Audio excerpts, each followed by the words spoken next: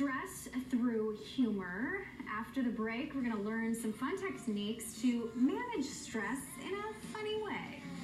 I'm not stressed at all, so leave me alone. Writing tracks for a great cause.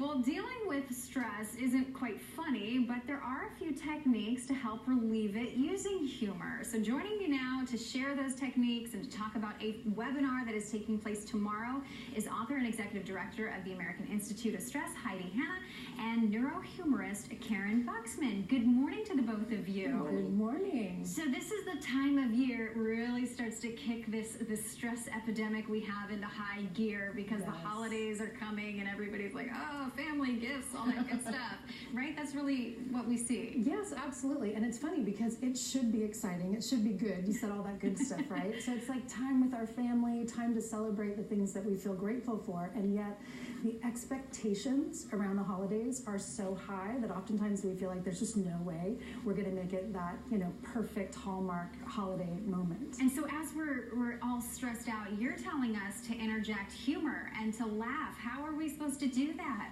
So it's very important to understand the difference between laughing at something and actually laughing with kind of the irony of just what life brings. So we were actually laughing on our way down here. We got stuck in traffic, and Karyn's actually done a whole series of these What's So Funny About books. And so we just wrote one together called What's So Funny About Stress. And so here we are in traffic, and I'm looking at her going, what's so funny about traffic? It's not so much that we want to laugh at things that cause us stress, but if you can find something in it to be silly with or even to find amusing about it, it actually reduces the stress hormones in the brain. It actually improves the immune system, and it helps you to problem solve more effectively instead of letting all the little things get to you and overwhelm you throughout the day. So I think the holidays are a perfect time. Even the irony of the fact that it's supposed to be the best time of the year, and yet it's causing everybody so much stress. Yeah, let's find a way to laugh at it. And Karyn, you're a neurohumorist. Explain that to us, will you? I study the intersection of humor and the brain, and we're very excited about the things that we're finding. The fact that humor has the power to heal, it has the power to influence, it has the power to connect, it has the power to enlighten. And so this is something that brought us together. We've learned that humor, particularly with stress, you can use it to distract, you can use it to reframe, or you can use it to refuel.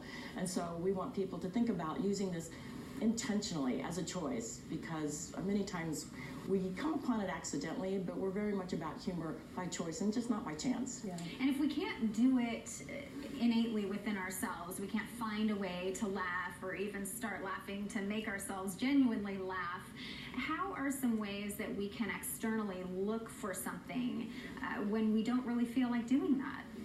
I think that's a really important question. We talk about this a lot, that people think that you either have a sense of humor or you don't.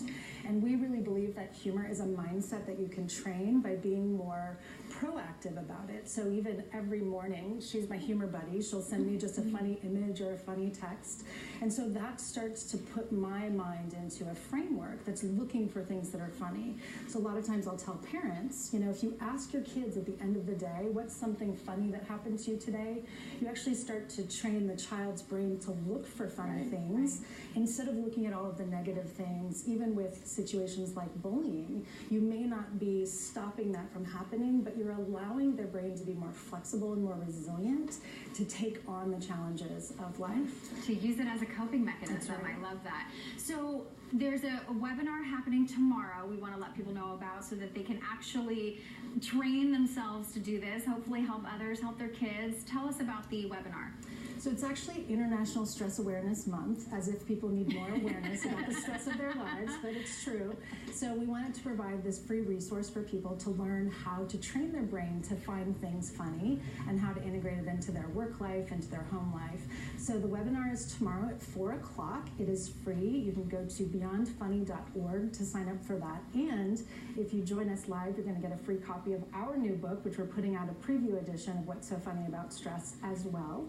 And I also want to make sure to give you one of my favorite tools, which I always leave in the office. We always appreciate it. Monkeys, because I think, we talk about this a lot. We take our stress and our humor seriously. Yeah. But even something like just having a little monkey by your desk to remind you that the more fun you have, the more you can play with the challenges in your life, the more effective you are. So even if you're not a joke teller, it's not about being funny, it's really about seeing funny in your life. Yeah, We see a lot of stuff from it. And squeezing something when you're really angry and stressed definitely helps as well. Thank you both so much for being here. Appreciate it. And we'll have that information for the webinar tomorrow at 4 o'clock on our website at KUSI.com. Thank you both. I appreciate you making me laugh this morning.